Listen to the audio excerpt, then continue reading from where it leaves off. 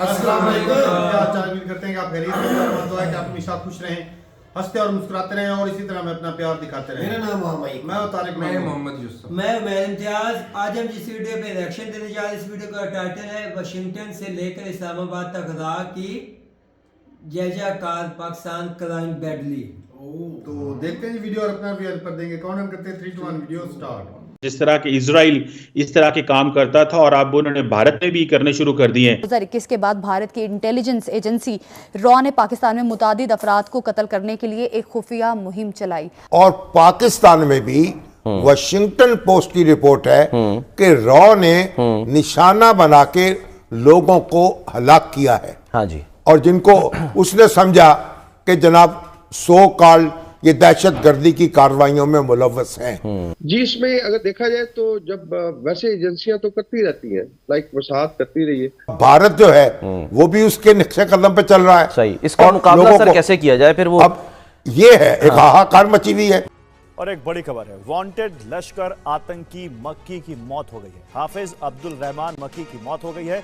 लश्कर तैयबा का deputy chief था मक्की। पिछले बरस की बात है कि उन्होंने 2 बंदों की टारगेट किलिंग कराई। एक मोहम्मद रियाज साहब थे और दूसरे मौलाना शाहिद लतीफ साहब थे। वो निशाना ना बनते। एक एक लम्हे की रिपोर्ट, यानी कि पाकिस्तान के आईएसआई चीफ जिनका नाम है आसिम मलिक, उनका व्हाट्सएप और उनका फोन हुआ है। अली सरफराज उर्फ तांबा, ये एक शख्स है जिनके ऊपर इल्जाम था कि उन्होंने हिंदुस्तानी स्पाई जो था, जासूस जो था सरबजीत सिंह, उसका मर्डर किया था जेल में। भारत का एक मास्टर स्ट्रोक है जो हमने बांग्लादेश में होता हुआ हमें दिखाई दिया।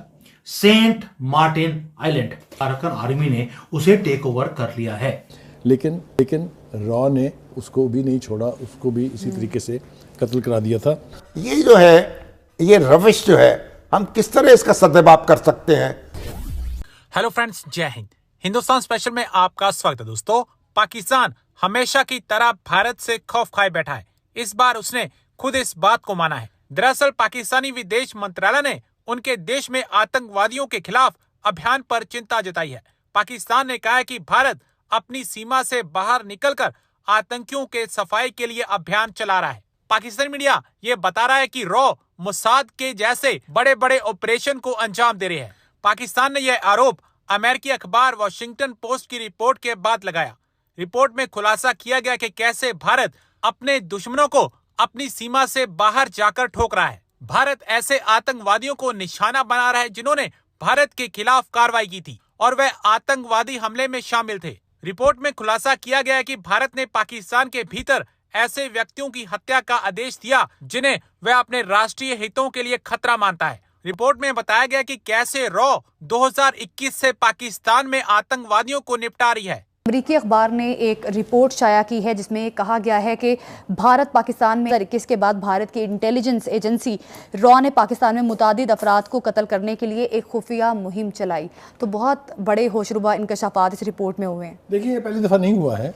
मैं इससे पहले किस इशू के ऊपर आऊँ, आपको याद होगा कि द गार्डियन में एक रिपोर्ट शाया हुई थी जिसमें उन्होंने वाज़ेह तौर पर इल्ज़ाम लगाया था, 2020 की बात कर रहा हूँ मैं, कि रॉ अब तक पाकिस्तान में 20 अफराद को कत्ल करा चुकी है। बिल्कुल ठीक है। अभी पिछले बरस की बात है कि उन्होंने 2 बंदों की टारगेट किलिंग कराई। एक मोहम्मद रियाज साहब थे और दूसरे मौलाना शाहिद लतीफ साहब थे जी। और उससे पहले भी अगर आपको याद हो कि अली सरफराज उर्फ तांबा, ये एक शख्स है जिनके ऊपर इल्ज़ाम था कि उन्होंने हिंदुस्तानी स्पाई जो था, जासूस जो था सरबजीत सिंह, उसका मर्डर किया था जेल में। बाद में आला अदालतों में उसके ऊपर वो मुकदमा साबित नहीं हुआ था और उसको बरी कर दिया गया था। लेकिन रॉ ने उसको भी नहीं छोड़ा, उसको भी इसी तरीके से कत्ल करा दिया था। बड़ी खबर ये कि पाकिस्तान के आईएसआई चीफ जिनका नाम है आसिम मलिक, उनका व्हाट्सएप और उनका फोन हुआ हैक होने के बाद उनके फोन से बहुत सारे डॉक्यूमेंट्स गायब हुए। वो डॉक्यूमेंट्स अब पब्लिक में हैं। अब पब्लिक में वो डॉक्यूमेंट्स जो बता रहे हैं वो ये कि ये पाकिस्तानी आर्मी ऑर्गेनाइज कराती है स्मगलिंग का रैकेट, जो कि तेल स्मगल होता है। तकरीबन 600 बोट्स से तेल स्मगल होके जाता है ईरान से बलूचिस्तान, ग्वादर एरिया में। जितना तेल, इट्स अबाउट $1 लाख का तेल डेली स्मगल होता है। उसका अगर मैं आपको मैप दिखाऊं तो किस रीजन से ये रीजन है, ये इस रीजन से कोतानी क्रॉसिंग, अच्छा यहाँ से टैंक से एक तो बोट से तो आता ही है, साथ में यहाँ पे जैसे बोलते हैं कि ट्रक से भी आता है। ये वो ट्रक्स हैं, ये वो बड़े टैंकर्स हैं जो कि सेकंड हैंड खरीद लिए हैं पाकिस्तानी आर्मी के ऑफिसर्स ने, और ये इधर उधर जाते रहते हैं क्योंकि बॉर्डर में पाकिस्तानी आर्मी ही है, इसलिए कोई रोकने वाला नहीं है हमको। डॉक्यूमेंट्स भी हमारे पास हैं, वो डॉक्यूमेंट्स भी मैं दिखाऊंगा। ये डॉक्यूमेंट्स मैंने उठाए हैं आदिल राजा के ट्विटर से, मेरे को किसी ने नहीं दिए, मैं अपना सोर्स बता रहा हूँ। आदिल राजा के ट्विटर से उठाए हैं और आदिल राजा ने ये डॉक्यूमेंट्स बताए हैं कि ये सीक्रेट, टॉप सीक्रेट डॉक्यूमेंट्स है, जिसमें ये क्लियर है कि 600 बोट्स लगी हैं इस काम में और ये स्मगलिंग का काम है। डॉक्यूमेंट भी मेरे हाथ में, डॉक्यूमेंट भी आप देख सकते हैं।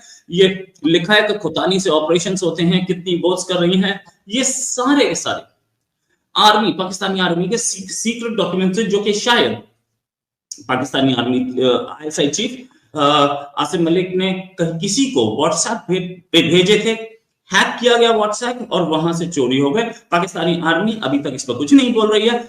इसी स्मगलिंग पे और इसी काम पर बात करने के लिए मेरे साथ हैं लवीना जी, डिफेंस एक्सपर्ट। लवीना जी, बहुत बहुत स्वागत आपका हमारे शो में। लवीना जी, पाकिस्तानी आर्मी चीफ का हैक, मोबाइल हैक, मतलब मैंने सुना था दूसरे लोगों के यहाँ आईएसआई चीफ का मोबाइल जो दूसरों के हैक करते थे, शिकारी को दिया शिकार हो गया, एक गाना था, वो वाली हालत हो रही है इनकी। Like you, I am also little skeptical कि उनका मोबाइल हैक हुआ है कि नहीं, बट थिंग इज कि ये जो उन्होंने बात निकाली है, this news, that is very very true, because somewhere in 2020 Adil Raja ने अपने इसमें 600 बोट्स की बात की है, राइट, कि 600 बोट लगे हैं।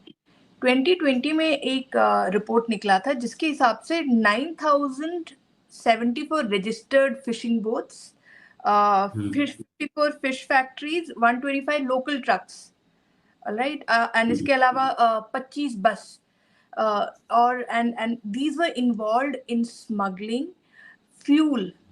और ये रिपोर्ट बहुत बहुत पहले से ही चल रहा है, बिकॉज 2013 में ईरान पे सैंक्शंस लगे थे। So by 2015 there were reports coming कि यहाँ से, इस एरिया से बहुत ज़्यादा इलीगल ट्रेडिंग होती है। और आप अगर ये एरिया देखिए ना, ये ईरान और पाकिस्तान दोनों का बहुत ही अंडर डेवलप्ड रीजन है, तो यहाँ पे ज़्यादातर लोग बहुत वॉलंटरीली आके स्मगलिंग करते भी हैं।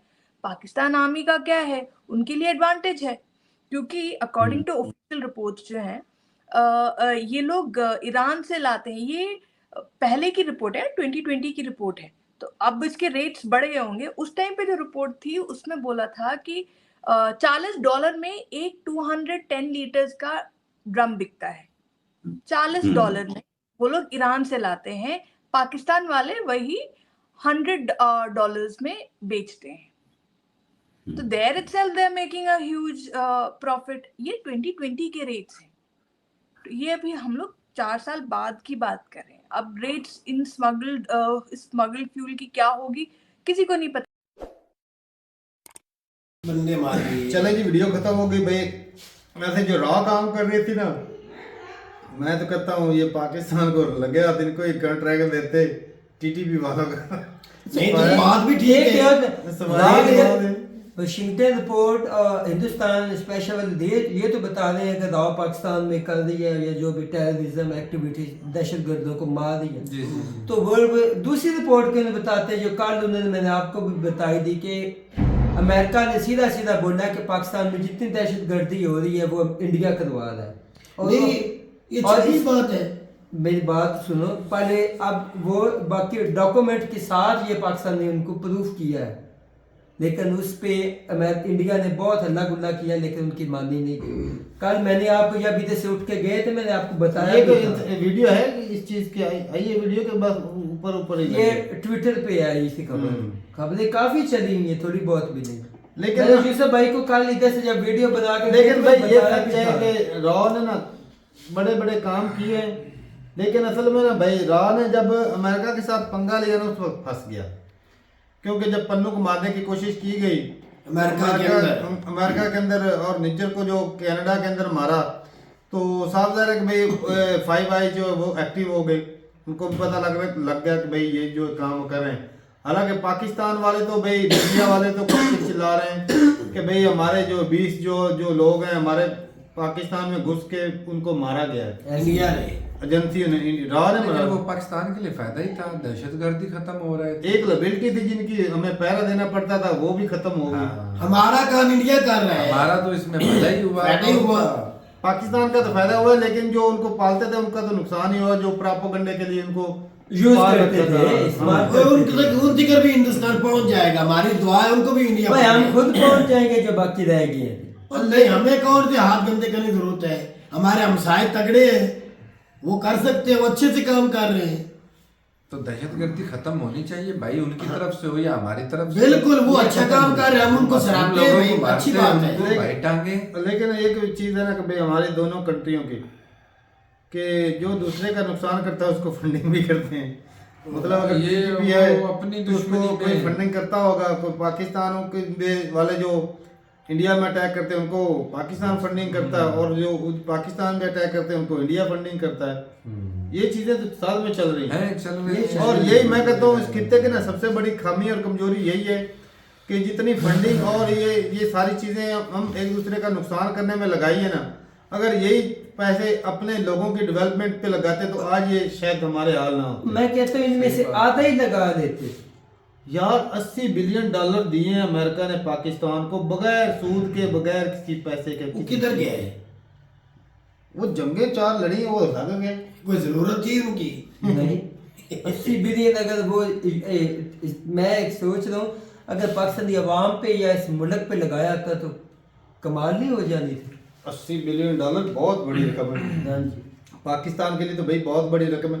अगर हमारे पास रिजर्व ही पड़े रहते तो भाई मजा आ गया। क्या बात है जी, क्या बात है। लेकिन ये भाई मैं अगले दिन खबर सुन रहा था कि शहबाज शरीफ जो जाना चाहते हैं बांग्लादेश में, शहबाज शरीफ या दूसरे हमारे जो फाइनेंस मिनिस्टर है, डिप्टी मिनिस्टर, क्या नाम है उसका, साकड़को, हाँ, वो कोशिश कर रहे हैं जाने की बांग्लादेश में। मैं सोच रहा था कि उधर से पैसे ना मांग ले फिर। एक इन्होंने शुरू किया है अपना, भाई आपको पता होगा, उड़ता पाकिस्तान प्रोग्राम शहबाज शरीफ ने इफ्तिताह किया है, यानी कि हमने अपने मुल्क को लेके जाना $50 अरब तक।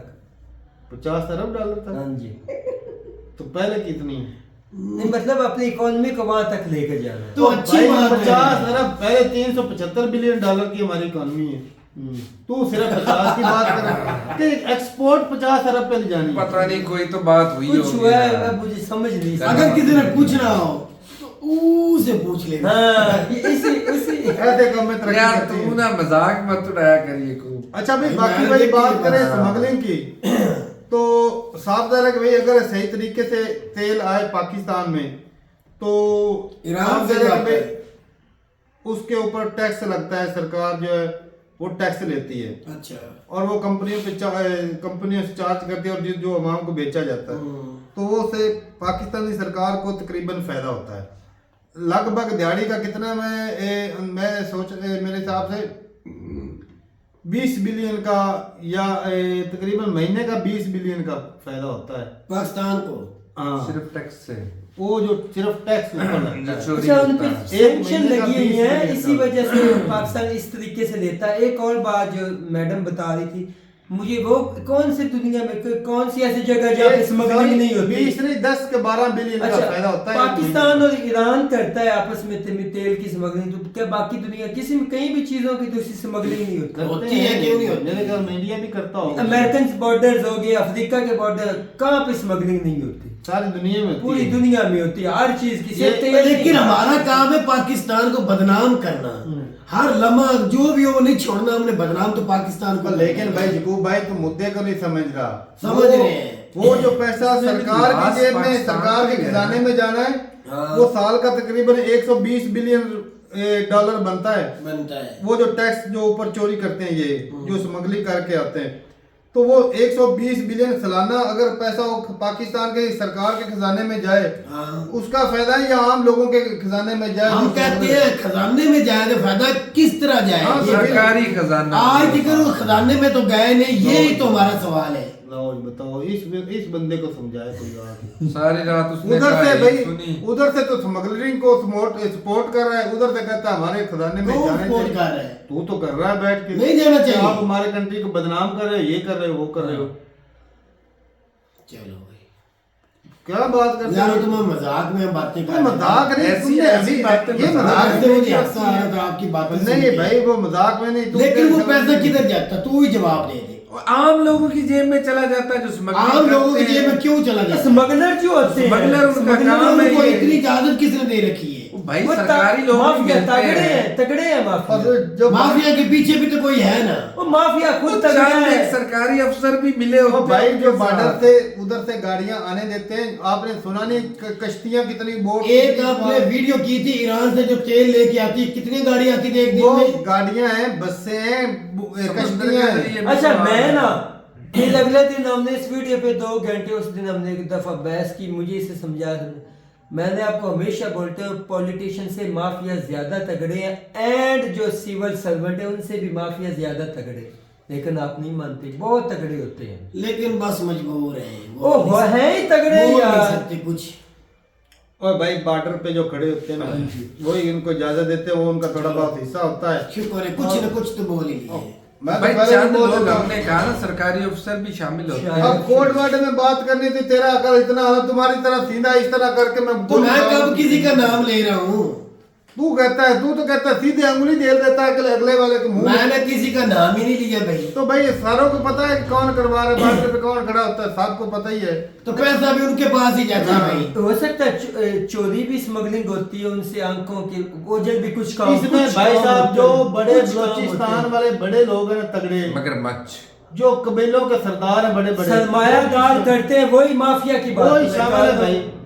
और जो छोटे तबके के लोग हैं भाई, उनको पढ़ने में नहीं देते, उनको भी ऐसे कामों में लगाए रखते हैं वो।